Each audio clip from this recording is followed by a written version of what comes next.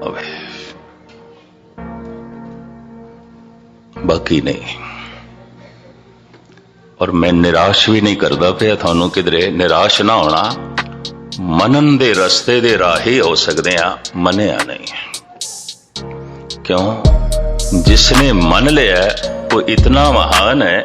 मेरे पातशाह जो कहते ने, आप सरवण करो। हाँ जी। मन्ने की गत कही न जाए। इस नन्ने दे उत्ते एक ला है, मन्ने। अगे जड़ियां 3 पौड़ियां ने उहदे ते दुलावां ने, मन्ने। ये पहले जिहड़े मन्ने शब्द है, जिसने भी मन लिया है, जिसने भी मन लिया है परमात्मा नूं, तो परमात्मा उसदे मन दे च होवेगा। जिवें जिहड़ी बुरकी मैं खा लई है, उसदी 7 अंश मेरे शरीर दे च होवेगी। वही मेरा मांस होवेगी, वही मेरा खून होवेगी, वही मेरी मिंज होवेगी। जो मैं मन लिया परमात्मा नूं सुन के, पढ़ के, वेखना ते बनदा नहीं। क्योंकि जो सुन लवे, पढ़ लवे, ते जद मन लैंदा है तो फिर वेखना बनदा है। फिर यह हो जाता है, जो दी से सो तेरा रूप, गुण निधान गोविंद अनूप। ये जो कहते ना, फलाने नूं कृष्ण जी दे दर्शन हो गए, कई मिलते ने। फलाना कहता मैनू गुरु नानक दे दर्शन होए ने, कई मिलते ने। मैनू कलगीधर दे दर्शन होए ने, कल्पना होवेगी, सुपना होवेगा। जिस दिन कलगीधर दे दर्शन होणगे, उस दिन सारे सिख कलगीधर दा रूप दिखाणदे, सारा संसार कलगीधर दा रूप दिखाई देगा। जिस दिन किसी नूं राम दे दर्शन होए, तो तुलसी कहंदे ने, सिया राम सब जग माए समानी। कहंदे हुण जगत दियां जितनियां इस्त्रियां ने, सब सीतां दिखाई देंदियां। जगत दे जितने पुरुष ने, सब राम दिखाई देंदे ने। तुलसी हुण ते ऐसा कोई भी नहीं जिहड़ा राम ना होवे। हुण ते कोई ऐसी स्त्री नहीं जिहड़ी सीता ना होवे। हर एक दे अगों मेरा सिर झुकदा है। जो दी से गुर सिखड़ा, तिसने उन्हें लागों पाए जियो। पैरी पौना जग वरताया, महाराज ने पैरी पौना जग वरताया। हर एक दे पैरी पै जा, सब उसे दा रूप, सब उसे दा रूप। मैं पढ़ रहा सी, एक फकीर नूं एक ने मत्था टेकिया, ते मैं हैरान हाँ, बाद दे चो फकीर उस नूं मत्था टेकदा है। लेकिन फकीर नालों हैरानगी गल करदा है, तुसी मैनू क्यों मत्था टेकिया? तुसी ते फकीर हो, संत हो, वली अल्लाह। मैं ते एक संसारी आदम, तुसी मैनू क्यों मत्था टेकिया? पता उस फकीर दे बोल की सन? तू उस फकीर नूं मत्था टेकिया जो वर्तमान दे फकीर है। मैं उस फकीर नूं मत्था टेक रहा जो भविष्य दे फकीर हो सकता है। मैं उस नूं मत्था टेक रहा। मैं लफ्ज़ फिर दोहरावां, तू उस फकीर नूं मत्था टेकिया जो वर्तमान दे फकीर है, हुण फकीर है। और मैं उस संत नूं मत्था टेक रहा, उस फकीर नूं मत्था टेक रहा जो भविष्य दे फकीर हो सकता है, जो भविष्य दे फकीर है। क्योंकि हर एक दा जिहड़ा बीज है, उसकी आखिरत ते परमात्मा ही है।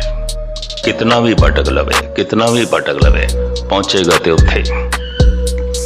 तो भौतिकवाद अज शिखर ते पहुंच के आप दी ज्ञात लई अर्ज करा, हैरान है सब कुछ मिल के भी कुछ नहीं मिले। और मानसिक रोग वध गए ने, मानसिक रोग वध गए रज के। हिंदुस्तान दे प्राचीन समय तो लेके हुण तक जो आयुर्वेद शास्त्र है, उसने शरीर की ते फिक्र की। शरीर दे च रोग हो सकते ने खान पान नाल, और वो सारे दे सारे आहारक रोग आखे गए ने। वात पित्त कफ दसिया गया। कफ प्रधान शरीर होवेगा, वायु प्रधान हो गया होवेगा, या अग्नि प्रधान। बस इस दी खोज की थी उन्होंने। शरीर दे च अग्नि दा संतुलन बिगड़ गया होवेगा, गर्म चीज़ां ज्यादा खा लियां होणियां ने। शरीर दे च वायु दा संतुलन बिगड़ गया होवेगा, बादी चीज़ां ज्यादा खांदा रहा होवेगा। शरीर दे च पानी दा संतुलन बिगड़ गया होगा, कफ पैदा हो गई होनी है, ठंडियां चीज़ां जिन्हां दी तासीर बड़ी ठंडी है वो ज्यादा खांदा रहा होगा, या शरीर नूं जितनी गर्माश चाहिदी सी उतना गर्म आहार, ऐसियां चीज़ां जो गर्म मिजाज ने नहीं खादियां, या शरीर दे जितनी वायु कफ चाहिदी सी उस ढंग दा आहार नहीं खाता। सारा आयुर्वेद शास्त्र इसे ते खड़ा है, सारी हिकमत, सारा इलाज दा ढंग इसे ते खड़ा है। वात पित्त कफ, या ते शरीर दे पानी दा संतुलन, ठंड दा संतुलन बिगड़िया, या गर्मी दा संतुलन बिगड़िया, अग्नि दा या वायु दा, और कुछ भी नहीं। ये ते पैदा होए मानसिक रोग दा कोई इलाज किया जाए, इस तरह के मनोविज्ञानक नहीं पैदा होए जैसे यूरोप विच होए। पता है क्यों? भारत विच ऐसा कबूल किया गया, जैसा मन है मन ही रोग है, मन ही रोग है, या इंज कह लो रोग दा ना ही मन है। रोगी दा इलाज हो सकता है, रोग दा इलाज नहीं हो सकता। एक नूं कोई बुखार है तो जिसनों बुखार है उस रोगी दा इलाज हो सकता है। बुखार दा की इलाज किया जाए, कैंसर दा की इलाज किया जाए, शायद गल पकड़ दे चाहिए कि नहीं। जिसनों कैंसर है उसका तो इलाज किया जा सकता है, पर कैंसर दा की इलाज करिए? मन ही रोग है, रोग ही मन है, इसका इलाज नहीं हो सकता। तो फिर की किया जाए? भारत ने आखे इस तो पार हो जाओ, लंघ जाओ, अकल तो अगे लंघ जाओ, विचारां तो अगे लंघ जाओ, सोचनी तो अगे लंघ जाओ, उस दुनिया दे पहुंचो। भौतिकवाद दी भी एक गल समझते चाहिए, वो भी कहते कोई गल नहीं, इस मन तो थले आ जाओ। बेचैन है, परेशान है, चिंता है, सब कुछ मिलके भी चिंता है। सोना मकान है तावी मन करूप है, सुंदर कपड़े ने तावी मन मैला है, साफ सुथरा तन है तावी मन गलाजत नाल भरिया होया है। और ये गलाजत नाल भरिया होया मन, ये मैला मन बोझ बन गया। तो की कीता जाए? इस तो एक पासे हो जाओ। किवें एक पासे हो जाओ? थल्ले आ जाओ। तो थल्ले आने का की तरीका है? शराब पी लो, नशा कर लो। इस तरह भौतिकवादी ने भी समझ इतनी गल आ गई है, सब कुछ मिल के भी मेरा मन ते प्रसन्न नहीं है, मैं मानसिक तलते ते खुश नहीं हाँ। असंतुष्टि तो जिहड़ी यात्रा शुरू हुई उसका फल भी असंतुष्टि होगी।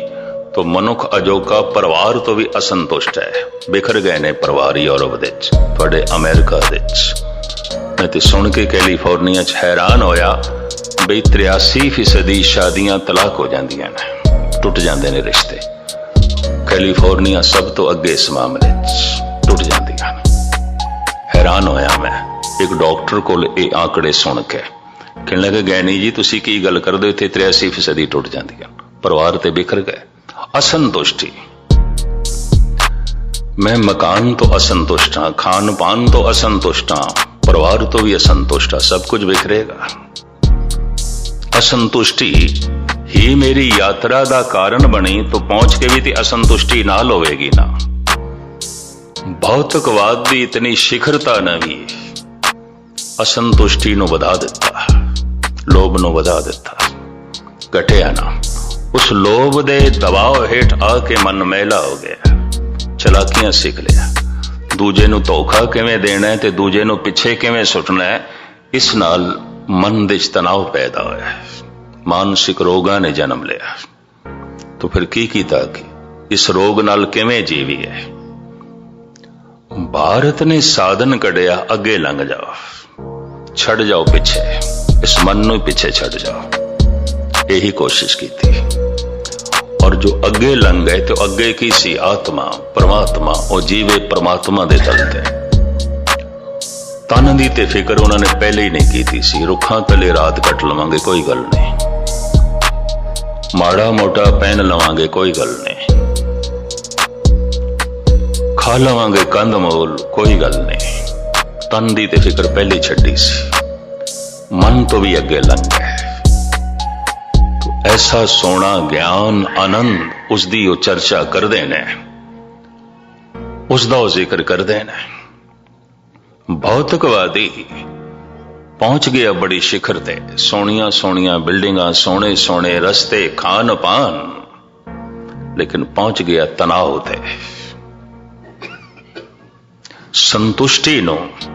संतुष्टि ने महा आनंद तक पहुंचाया ऋषि मुनिया नो, असंतुष्टि ने मानसिक रोग तक पहुंचाया यूरोप नो।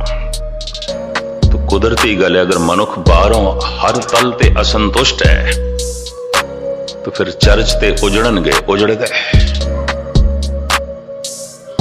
मन संतुष्ट है, बिल्कुल संतुष्ट है, और जीवन परमात्मा दा मंदिर बन गया है। हुण इस जीवन तो कदम कदम ते मंदिर ही बननगे, और की बनेगा? गुरुद्वारे ही बननगे। घर घर अंदर धर्मसाल होवे कीर्तन सदा वसोवा, हर घरम धर्मसाल बनेगी। अमृत वेले कीर्तन दी धुन होवेगी, वाहिगुरू दा जप होवेगा, परमात्मा दे नाम दे मंत्रां दी आवाज होवेगी घर घर दे, हर घर मंदिर बनेगा। अगर ऐसा है, संतुष्टि है। अगर असंतुष्टि है फिर नहीं, फिर इन्हां दी जो है उपत नहीं होवेगी, इन्हां दी बनतर नहीं होवेगी। बने हुए जिहड़े सन वो भी उजड़नगे और उजड़ गए। तो खैर मैं अर्ज करां, मानसिक रोग का इलाज करने वाले मनोविज्ञानी भारत दे च नहीं पैदा होए। कहने लगे इलाज हो ही नहीं सकता, मन रोग है, की करिए, अगे लंघ जाओ। असंतुष्ट रहना इसका स्वभाव है, इस तो अगे लंघ जाओ संतुष्ट। फिर परमात्मा है आनंद रस। ये प्राचीन ऋषि मुनिया ने कोशिश की थी, भौतिकवादियों ने कोशिश की थी, कोई गल नहीं, सब कुछ कोल है, तावी ये मन बेचैन है, चिंता है, फिक्र है, तनाव है, कोई नहीं, इस तो थले आ जाने, शराब पी लेंदे।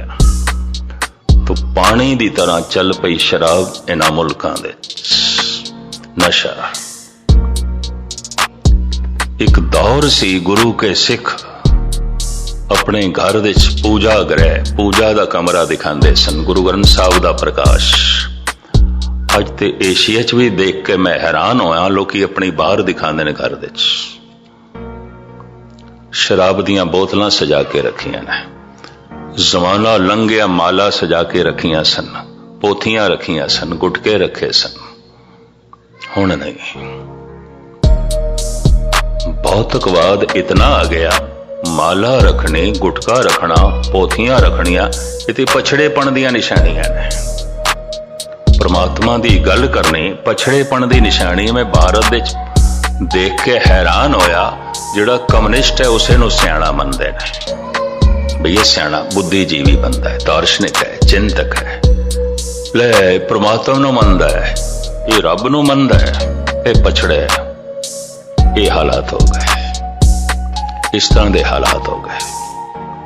ये तो पछड़े है बंदा है, इनू की पता, ये की जानदा है दुनिया बारे, ये कुछ भी नहीं, ये नाल की गल करनी है। ये अजकल दे हालात में तुहानू दसदा पिया, और ये हालात सारी दुनिया च बकायदा वापरे ने, और सारी दुनिया का असर भारत दे चला गया। इस वास्ते धन की खातर धर्म छोड़िया जा सकता है, शराब की खातर अमृत छोड़िया जा सकता है। गुरु ग्रंथ साहब ते पोथियां नूं एक पासे करके घर नूं बाहर बनाया जा सकता है, शराब खाना बनाया जा सकता है। मन बेचैन है, परेशान है, तनाव है, कोई नहीं, इस तो थले आ जाने, पी लेने।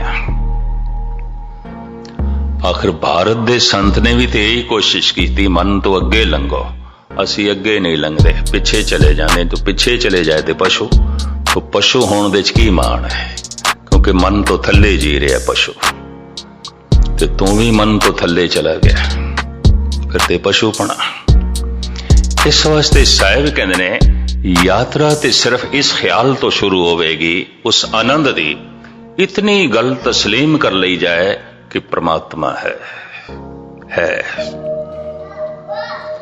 और ये परमात्मा है तो आनंद भी है, परमात्मा है तो प्रकाश भी है, परमात्मा है तो कोई परम जीवन भी है, और परमात्मा है तो सुकून भी है। इतनी गल मन ली जाए पूरन, मन दे आई परमात्मा प्रगट हो जाता है, सिर्फ मन दे आई। और मनुख मन तो अगे चला जाता है, मन पछड़ जाता है। इसे नु इकबाल कहते ने, निकल जा अकल से आगे के ये नूर, चिरागे राह है मंजिल नहीं है, लंघ अकल तो। क्योंकि अकल जिथे असंतुष्टि दा जिक्र करती रही, वो परमात्मा दे तल ते भी असंतुष्टि करेगी। कुछ नहीं, कुछ नहीं, इत्थे भी कुछ नहीं। जपजी साहब दा पाठ कीता, इहदे च भी कुछ नहीं। आसा दी वार दा कीर्तन सुने, इस दे विच भी कुछ नहीं। कथा सुन के आया, इहदे च भी कुछ नहीं। गुरुद्वारे हो आया, इहदे विच भी कुछ नहीं। ये ते स्वभाव है बुद्ध दा, ये ते स्वभाव है चित्त दा, ये ते स्वभाव है मन दा। मन जिथे संसार तो तृप्त नहीं आउंदा और लोभ ते खड़ी है वो सारी यात्रा, ये धर्म की यात्रा भी इसे आधार ते करना चाहता है, तो कथा कीर्तन भी बेकार हो जाते हैं इस दी दुनिया, जबकि कथा कीर्तन की झलक दे चों ही प्रभु प्रगट होता है। कल युग में कीर्तन प्रधाना, कथा कीर्तन सुखदाई, पर ये यात्रा संतुष्टि ना लोवेगी। इतना कि है परमात्मा, है कोई परम आनंद। रोज रोज कथा सुनन दा फल की, जिस दिन मन मन गया फल मिल गया, उस तो पहले नहीं। रोज रोज कीर्तन सुनन दा फल की, गुरुद्वारे आन दा फल की, मन मन गया। परमात्मा नू परमात्मा करके मन मन गया। गुरु गोबिंद सिंह जी महाराज अपने मन नू गुरु कहते ने। मैं हैरान हाँ, 10वें पिता धन गुरु गोबिंद सिंह जी महाराज कहते ने, ए मेरा मन मेरा गुरु। क्यों? मनुआ गुरु मुर मनसा माई, जिनमो को शुभ क्रिया पढ़ाई। ए मन मेरा गुरु। क्यों? मन मन्ने ते परमात्मा है, मन ना मन्ने ते नहीं है, मेरा गुरु है।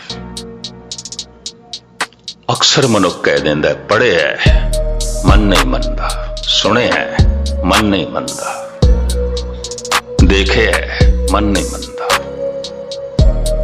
सतगुरु कहते ने, मेरा मन गुरु है, मन गया। ते भगत कबीर तो पूछया गया, तुसी रब नू किवें जाणिया? वो भी पंक्ति च गल मुकांदे ने, कहो कबीर मन मानिया, मन मानिया तो हर जानिया। बस मन मन गया सी जान लिया, इतनी गल है। गुरुद्वारे आना उस दिन सफर समझ लेना जिस दिन मन मन जाए, और जिसदा मन मन जाए, गुरु नानक देव जी महाराज कहते उसकी महिमा बयान नहीं की जा सकती। मन्ने की गत कही ना जाए, उसकी जिहड़ी अवस्था है बयान की नहीं जा सकती। जे को कहे पछे पछताए। अगर कोई आखेगा ते जिस दिन किधरे उसदे भी मन ने मन लिया ते उसदे अंदर वो रस पैदा होए, तो फिर पश्चाताप करेगा। वो जिहड़ी मनन वाले दी मैं अवस्था बयान की सी वो नहीं है, तो उस तो अगे है, कही नहीं जा सकती, बयान की नहीं जा सकती। हाँ जी, कागज कलम ना लिखण हार। इतना कागज ही नहीं है, इतनियां कलमा ही नहीं ने, और इतने लिखारी ही नहीं ने, इतने लेखक भी नहीं ने कि उस मनुख दी महिमा बयान कर सकन जिस दे मन ने मन लिया है परमात्मा है। कोई इतने लिखारी नहीं ने, और कोई इतना संसार दे कागज भी नहीं है, और इतनियां कलमा भी नहीं ने कि उस बंदे दी महिमा बयान कर सकन जिस दे मन ने मन लिया है परमात्मा है, परमात्मा है, परमात्मा है। हाँ जी, मन्ने का बह करन विचार। मनन वाले दा बैठ के इस तरह दे सियाणे मनुख बैठ के विचार करन ते लिखण दी कोशिश करन नहीं है कागज, लिखण दी कोशिश करन नहीं ने कलमा, लिखण दी कोशिश करन इतने लेखक भी नहीं ने, इस ढंग दे लेखक भी नहीं ने। हाँ जी, ऐसा नाम निरंजन होए। परमात्मा दा नाम ऐसा धबियां तो रहत है, कालक तो रहत है, इतना उज्जवल है, ऐसा निर्मल है। हाँ जी, जे को मन जाने मन को।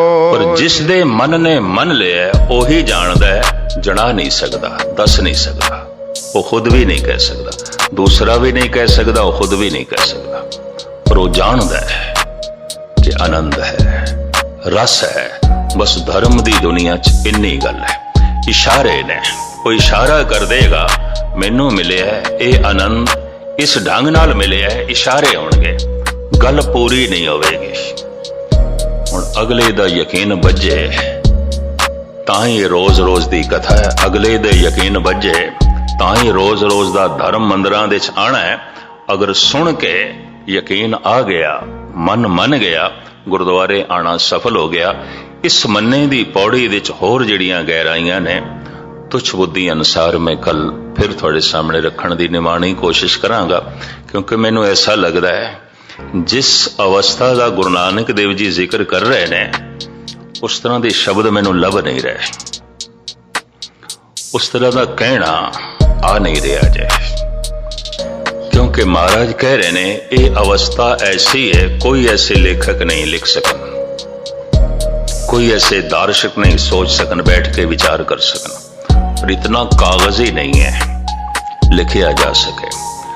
तो कोई सियाणे तो सियाणा भी जिसने मन लिया उदी महिमा बयान करन लगे बाद विच पश्चाताप करेगा। नहीं, मैं नहीं कह सकता, नहीं कह सकता। तो जब इतनी गल है तो हुण मैं की कह सकता और होर की कह सकता है? कोई भी कुछ नहीं कह सकता। ये अवस्था ही ऐसी है, बस तुच्छ बुद्धि अनुसार जितना भी आख्या जाएगा है थोड़ा, है थोड़ा। अगलियां पौड़ियां साहिब दसदे ने जेड़े जेड़े भी मन लेंदे हन, जो कोई भी मन लवे, इत्थे ते इतना कहंदे ने मन ने, जिसने भी मन लिया है उहदी महिमा बयान नहीं की जा सकती। अगलियां 3 पौड़ियां च कहंदे ने जेड़े जेड़े भी मन लेंदे हन, बहुवचन है, जो भी कोई मन लवे, फिर उसकी विस्तार सहित व्याख्या तुच्छ बुद्धि अनुसार मैं कल थोड़े सामने रखने की निमाणी कोशिश करांगा। अज इतनियां विचारां परवान करनियां। अरदास धन गुरु ग्रंथ साहिब जी महाराज दे चरनां च सुन के मन मन लवे, पढ़ के मन मन लवे, रोज बाणी पढ़दे हैं मन मन लवे। फल की है पढ़ी हुई बाणी दा मन मन गया, कीती हुई सेवा दा फल की है मन मन गया, कीती हुई कथा दा, सुनी हुई कथा दा फल की है मन मन गया। गुरुद्वारे आंदे रहे, सत्संग करते रहे, फल की है मन मन गया। तो हुण मन मन गया, बस ओही अपना मन वेख सकता है जिसका मन मन गया, दूसरा नहीं देख सकता, ते दूसरा उसकी व्याख्या भी नहीं कर सकता। पर जिसने जाने है वो जान सकता है। ऐसा नाम निरंजन होए जे को मन जाने मन कोय, जिसने जाने है वो जान लेगा। भाई इन्ना रस है, आनंद है, इतनी खेड़ा ते खुशी है। इसका विस्तार जिवें गुरु नानक देव जी महाराज बाकी करनगे कल आप जी दे सामने रखांगे। इत्थे ही समाप्ति। बार बार सारियां दा हार्दिक तौर ते धन्यवाद, भुल चुक दी क्षमा। वाहिगुरू जी का खालसा, वाहिगुरू जी की फतेह। अजूनी सैभं गुरु प्रसाद, सर्वशीलं ममं शीलं, सर्वपावने मम पावनं, सर्वकर्तव्ये ममं कर्ता। नानक लेप छेप न लिपियते, हे प्राणनाथ गोविंदे, कृपा निधान जगत गुरु। हे संसार ताप हरणे, करुणा में सब दुख हरो। हे शरण जोग दयाले, दीनानाथ माया करो। शरीर स्वस्थ क्षीण समय, सिमरंत नानके, राम दामोदर माधवे। सतनाम श्री वाहिगुरु साहिब जीओ। ਮੰਨੈ ਸੁਰਤ ਹੋਵੈ ਮਨ ਬੁੱਧ, ਮੰਨੈ ਸਗਲ ਭਵਨ ਕੀ ਸੁਧ। ਮੰਨੈ ਮੋਹ ਚੋਟਾ ਨਾ ਖਾਏ, ਮੰਨੈ ਜਮ ਕੈ ਸਾਥ ਨ ਜਾਏ। ਐਸਾ ਨਾਮ ਨਿਰੰਜਨ ਹੋਏ, ਜੇ ਕੋ ਮਨ ਜਾਣੇ ਮਨ ਕੋਏ। ਮੰਨੈ ਮਾਰਗ ਠਾਕ ਨ ਪਾਏ, ਮੰਨੈ ਪਤ ਸਿਉ ਪ੍ਰਗਟ ਜਾਏ। ਮੰਨੈ ਮਗ ਨ ਚੱਲੈ ਪੰਥ, ਮੰਨੈ ਧਰਮ ਸਿਧੀ ਸੰਬੰਧ। ਐਸਾ ਨਾਮ ਨਿਰੰਜਨ ਹੋਏ, ਜੇ ਕੋ ਮਨ ਜਾਣੇ ਮਨ ਕੋਏ। ਐਸਾ ਨਾਮ ਨਿਰੰਜਨ ਹੋਏ, ਜੇ ਕੋ ਮਨ ਜਾਣੇ ਮਨ ਕੋਏ। ਵਾਹਿਗੁਰੂ ਜੀ ਕਾ ਖਾਲਸਾ, ਵਾਹਿਗੁਰੂ ਜੀ ਕੀ ਫਤਿਹ। ਐਸਾ ਨਾਮ ਨਿਰੰਜਨ ਹੋਏ, ਜੇ ਕੋ ਮਨ ਜਾਣੇ ਮਨ ਕੋਏ। ਇਹਨਾਂ 4 ਪੌੜੀਆਂ ਦੀ ਮੂਲ ਪੰਕਤੀ ਇਹੀ ਹੈ, ਮੂਲ ਵਿਚਾਰਧਾਰਾ ਇਹੀ ਹੈ। ਪਰਮਾਤਮਾ ਦਾ ਨਾਮ ਐਸਾ ਹੈ, ਨਿਰੰਜਨ ਕਾਲਕ ਤੋਂ ਰਹਿਤ, ਨਿਰਲੇਪ, ਨਿਰਮਲ, ਅਤੀ ਨਿਰਮਲ। ਪਰ ਜਿਸਨੇ ਜਾਣਿਆ ਉਸਨੇ ਜਾਣਿਆ, ਨਾ ਉਹ ਜਣਾ ਸਕਿਆ, ਨਾ ਉਸ ਨੂੰ ਕੋਈ ਜਾਣ ਸਕਿਆ। ਨਿੱਜੀ ਅਨੁਭਵ ਹੈ। ਇਸ ਵਾਸਤੇ ਕਹਿੰਦੇ ਨੇ, ਨਾਮ ਕੇਵਲ ਗਿਆਨ ਨਹੀਂ, ਅਨੁਭਵ ਹੈ।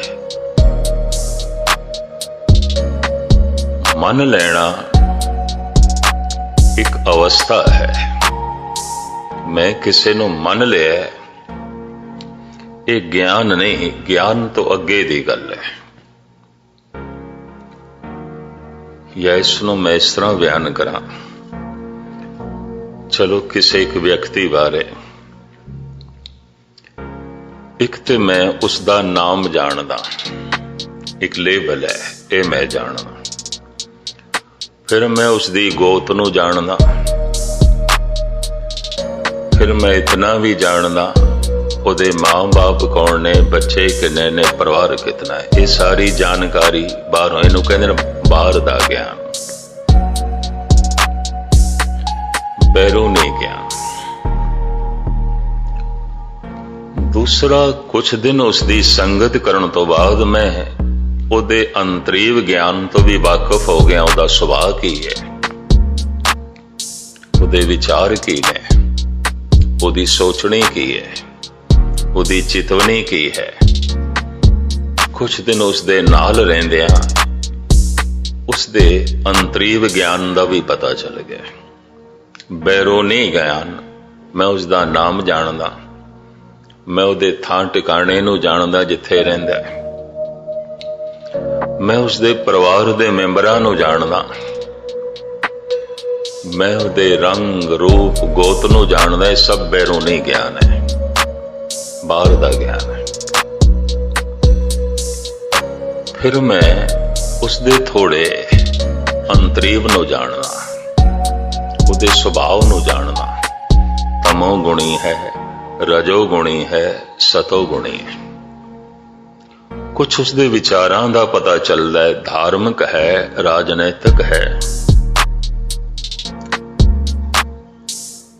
ਉਸਦੇ ਵਿਵਹਾਰ ਤੋਂ, ਉਸਦੇ ਉੱਠਣ ਬੈਠਣ ਤੋਂ, ਉਸਦੇ ਨਾਲ ਕੁਛ ਰਹਿਣ ਤੋਂ, ਉਹਦੀ ਸੋਚਣੀ ਦਾ, ਉਹਦੇ ਵਿਚਾਰਾਂ ਦਾ, ਉਹਦੀ ਚਿਤਵਨੀਆਂ ਦਾ ਪਤਾ ਚੱਲਦਾ ਹੈ।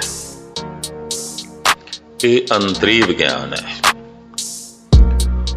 ਇਸ ਤੋਂ ਬਾਅਦ ਇੱਕ ਹੋਰ ਗਿਆਨ ਹੈ, ਜਿਸ ਨੂੰ ਅਨੁਭਵ ਵੀ ਕਹਿ ਦਿੰਦੇ ਨੇ। ਸਾਰੀ ਦੁਨੀਆ ਦੇ ਮਨੁੱਖਾਂ ਦੀ ਮੂਲ ਸਮੱਸਿਆ ਇੱਕੋ ਹੀ ਹੈ, ਅਲੱਗ-ਅਲੱਗ ਨਹੀਂ ਹੈ। ਮੁਲਕ ਅਲੱਗ-ਅਲੱਗ ਹੋ ਸਕਦੇ ਨੇ, ਜ਼ਾਤ ਪਾਤ ਅਲੱਗ-ਅਲੱਗ ਹੋ ਸਕਦੀ ਹੈ, ਮਜ਼ਹਬ ਅਲੱਗ-ਅਲੱਗ ਹੋ ਸਕਦੇ ਨੇ, ਭਾਸ਼ਾ ਅਲੱਗ-ਅਲੱਗ ਹੋ ਸਕਦੀ ਹੈ, ਰੰਗ ਰੂਪ ਨਸਲ ਅਲੱਗ-ਅਲੱਗ ਹੋ ਸਕਦੀ ਹੈ। ਸਭ ਦੀ ਮੂਲ ਸਮੱਸਿਆ ਇੱਕੋ ਹੀ ਹੈ, ਅਹੰਕਾਰ ਹੈ, ਲੋਭ ਹੈ, काम है और कोई समस्या नहीं। चाहे वो पढ़ा लिखा है चाहे अनपढ़ है, चाहे हिंदू है मुस्लिम है सिख है ईसाई है जैन है बौद्ध है यहूदी है पारसी है, चाहे वो किसी मुल्क दा है किसी गोत दा है किसी रंग रूप नस्ल दा है, सारे मनुखां दी मूल समस्या इक्को ही है। ये अनुभवी ज्ञान है। इस वास्ते जद कदी कोई लोभ करके गिरेगा, हंकार करके गिरेगा, वासना करके गिरेगा, उसनों तरस आएगा, दया आवेगी, उन्हें पता है समस्या ही है और कोई समस्या नहीं है। ये अनुभवी ज्ञान है। ये सिर्फ बाहर का ज्ञान नहीं कि चलो मैं उसके नाम नूं जानदा, उसकी गोत नूं जानदा, उसके परिवार नूं जानदा। भाषा किहड़ी बोलदा है, रंग रूप नस्ल की ते सब बाहर दी जानकारी है। कुछ दिन उसकी संगत करन तो उसके विचारां दा पता चलदा है, व्यवहार दा पता चलदा है, तमो गुणी है सतो गुणी है रजो गुणी है। लेकिन एक है अनुभवी ज्ञान कि सारे मनुखां दी, चाहे अनपढ़ है चाहे पढ़ा लिखा है, चाहे मूर्ख है चाहे सियाणा है, चाहे बड़िया बड़िया डिग्रियां ने कोल बहुत पढ़ा लिखा है, दार्शनिक है, चिंतक है, फिलासफर है या बिल्कुल मूड है, समस्या एक कोई है। ये भी महर्ष करते हैं सारे दी। ये अनुभवी ज्ञान है। इस तरह मनुख लेंदा नहीं इस गल नूं। जद किसी नूं गिरदा होया देखदा है ते गिरावट की है, किधरे लोभ वश होके बेईमान हो गया, किधरे हंकार वश होके हिंसक हो गया, किधरे वासना वश होके दुराचारी हो गया। इस सीमा दा फर्क है, डिग्री दा फर्क है। वासना दे च ओ भी है, हंकार दे च ओ भी है, या लोभ दे च ओ भी है। फर्क सिर्फ इतना है 100 डिग्री ते गर्म हो जाए पानी ते भाप बन जाता, उस तो पहले ने डिग्री का फर्क हो सकता 99 ते होवेगा। लोभ उस दे अंदर भी है। और जद किसी नूं गिरिया होया वेखदा है तो उसनूं तरस आ जाता है। ये अनुभवी ज्ञान है। ईश्वरी चिंतन करदे समझ पैंदी है। इस वास्ते उसनूं तरस आवेगा। अज तक किसी संत ने चोर नूं मारिया नहीं, चोर ते उसनूं तरस आया। आज तक किसी संत ने दुराचारी नाल व्यवहार गलत नहीं किया, उस दे ते उसनूं तरस आया है। पर जो सन्नी उपर चोर सन लांदा किधरे चोर पकड़िया जाए, गुस्ताखी माफ, जेड़े पक्के चोर ने रज के कुटणगे, उसनूं मारनगे। मारन दा मुद्दा की होवेगा? तू कम वक्त चोरी दे सफल हो गए, असी होए ही नहीं, कदी होए ही नहीं, तू किस तरह सफल हो गए? ये कारण होगा। उसकी जिहड़ी नैतिकता है बस डिग्री का ही फर्क है, थोड़े जिहा 99 ते होवेगा 98 ते होवेगा। संत नूं हर गिरे ते तरस आएगा।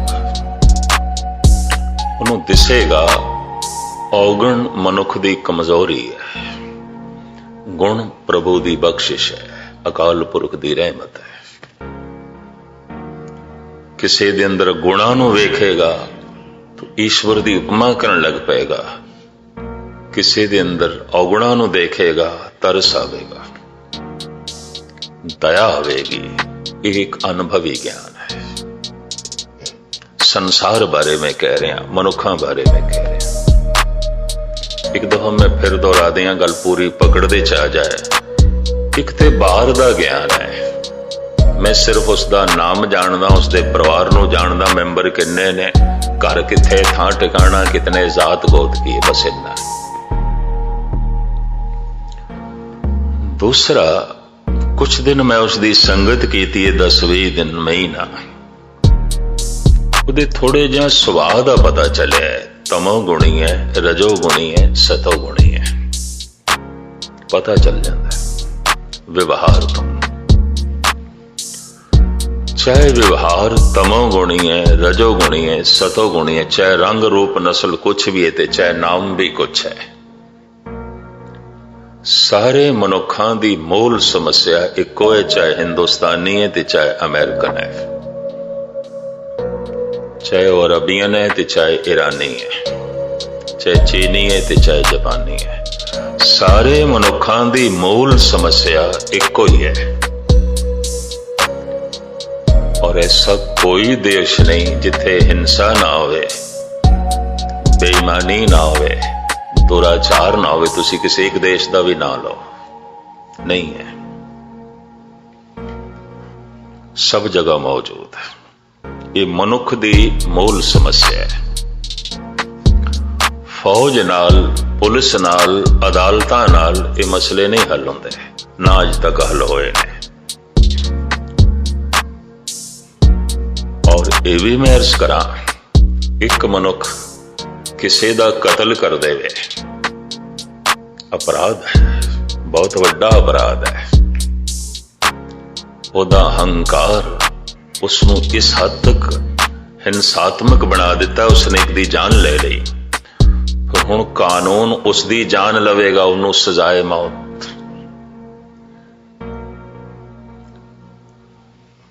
मैं भारत विच ये दो शब्द कहे सन,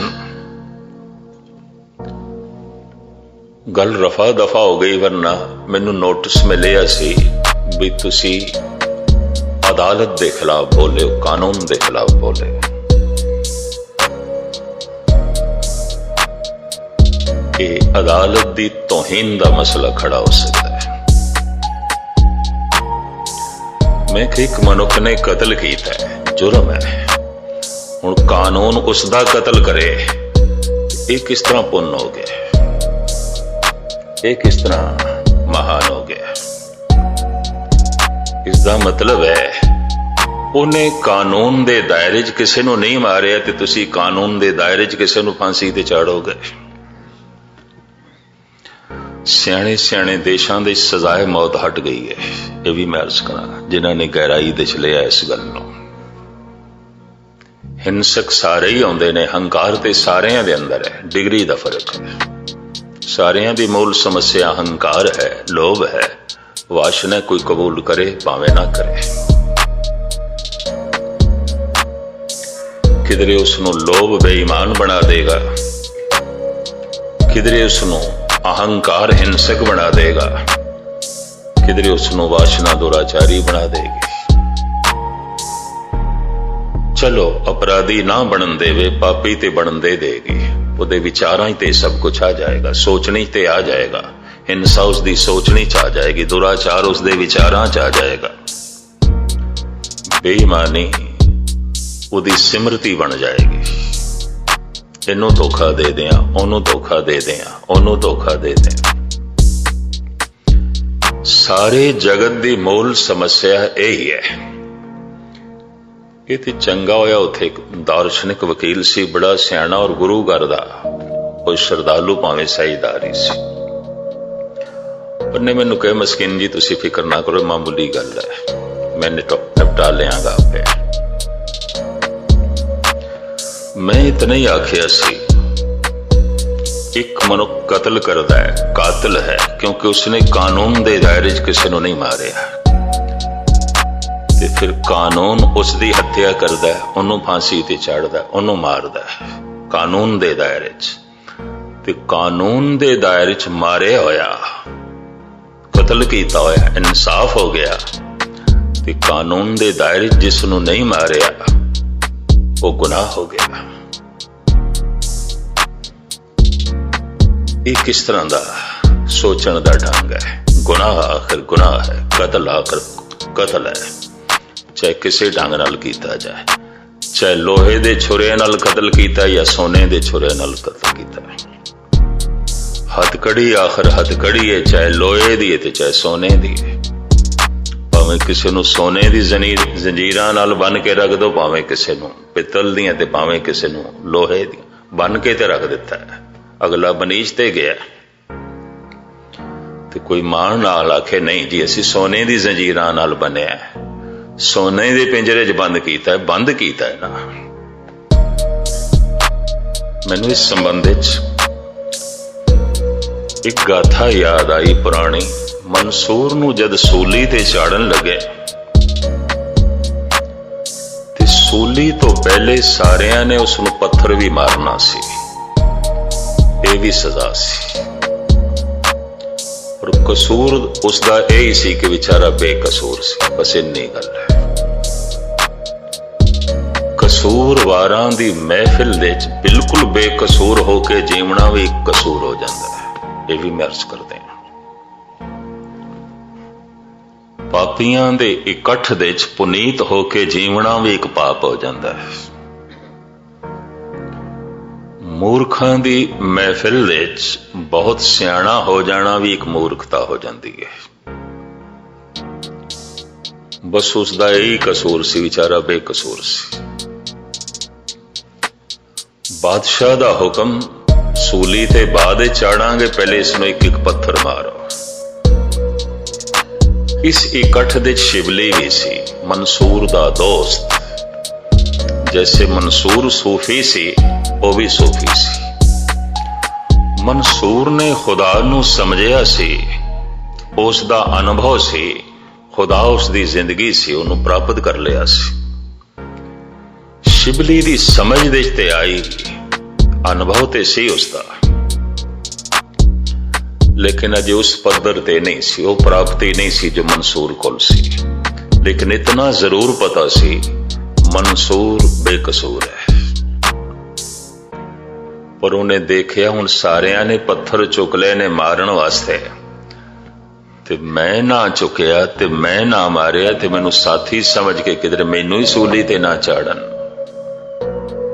हुक्म होया मारो। सारियां ने पत्थर मारे। शिबली कोल एक फुल सी गुलाब दा, उन्हें भी खिंच के मारिया इंज मुठ बंद करके।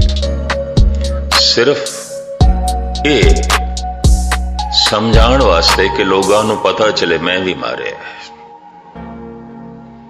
पत्थर लगे, हसदा रहा मंसूर, हसदा रहा। पर गजब दी गल, अद्धे पत्थर उसनू नहीं भी लगे सन, निशाने ते नहीं लगे सन। अद्धे जड़े लगे है हसदा रहा। पर रब दी नेत समझो, वो जो गुलाब खिंच के मारे वो इत्थे मत्थे ते लगे फुल। चीख निकल गई मंसूर दी बड़ी उच्ची। शिबली कोल पहुंचे, अखां भरियां ने, मित्रा पत्थर तेरे जिस्म नू लगदे रहे, तू लहू लुहान होंदा रहा ते हसदा रहा।